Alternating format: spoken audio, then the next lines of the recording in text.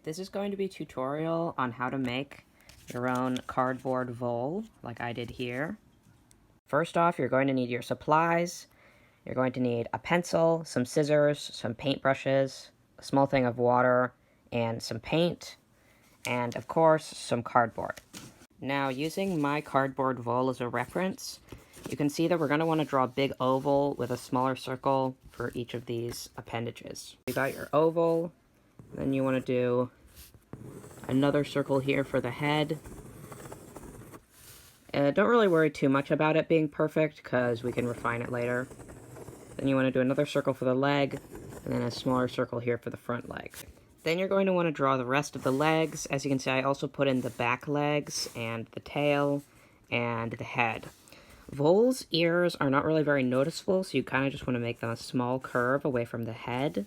And you want to make them big and fat and round so they're cute. The feet in the front are at the same level as the feet in the back, so that your vole, when you have him standing up, it actually makes sense that he's standing up and he's not like this or like that. Another thing that's pretty important is figuring out what layers everything is going to be on. As you can see with this vole, this was my base layer, and then I put this head as a layer, this leg as a layer, this leg as a layer, and then I put the eyes, nose, and this bit of the ear on another layer. So how I marked that out originally is I shaded everything that was going to be for the first layer. As you can see, I shaded this ear, I shaded this back leg, and the tail, and that's all going to be on your base layer. Okay, now you're going to cut your vole out. Don't start making any of the precise cuts yet, just get him onto a smaller piece of cardboard. Okay, so just make a bunch of blunt cuts to get closer to the shape of the actual vole, like this. Then you can start making your precise cuts. Remember, it's okay to make revisions, like if the feet aren't perfectly on the same level, you can just redraw it. Also, be careful of the tail since it's fairly small. You might notice there's some parts that are kind of flimsy like this. They're coming off of the cardboard. We can fix that with hot glue later. If you don't have hot glue, you could probably use a glue stick, but if you don't have a hot glue gun, you should buy one. So that's kind of on you if it doesn't work. Okay, now that you have your shape cut out, we're going to need to cut out the other layers.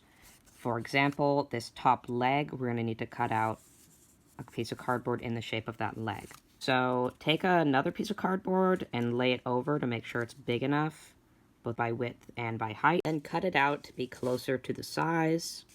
An important thing to remember is that there's a front leg and a back leg, and the piece of cardboard you're cutting out is only for the front leg, as you can see here.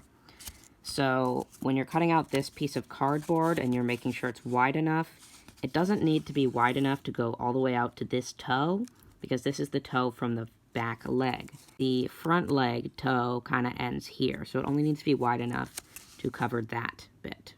Okay, then you're going to want to draw the shape on the piece of cardboard that you cut out.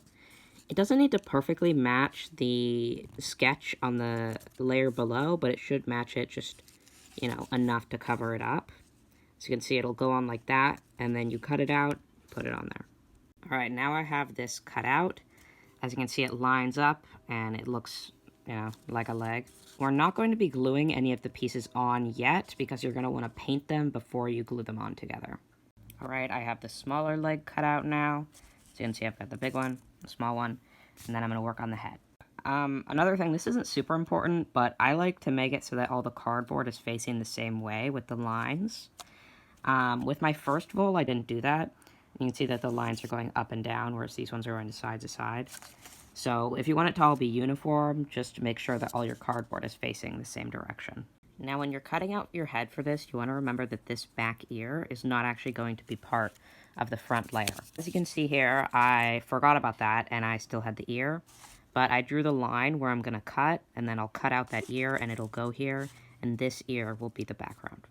Alright, now that we have all of our base pieces, we're going to start working on the eyes, the nose, and the ear. I'm thinking about changing it up and doing the eyes and the nose and the ear a little bit more accurate to voles in real life, because I think this kind of looks like a bear in the face, and I don't want it to look like a bear. I'm done making all of my pieces, and I'm going to paint it now. You can use any plastic container to mix your paints. It doesn't really need to be one of those fancy art palettes. For example, this is my old retainer case. And don't forget the water to clean your brushes in between paints. To make my main Vole color, I'm mixing together some dark brown, some yellow, and some white. You'll need to make a few different colors because you want the different layers to be different colors. Generally, as a rule, you want the higher layers to be lighter in color, but you don't have to follow that perfectly as long as they contrast a bit. I painted all my pieces, and as you can see, I put in some dark parts on what will be behind our upper layers. It doesn't really matter if it's a perfectly smooth line, since when this is going over it, it will smooth it out and make it round. Same with this, when this is down here, just a hint of it, showing that that leg is darker, like that. Alright, to make some of the flimsy pieces, like this, lay flat, I'm going to take the hot glue gun and then just put glue all along that line so that it holds up with more structure than it does right now.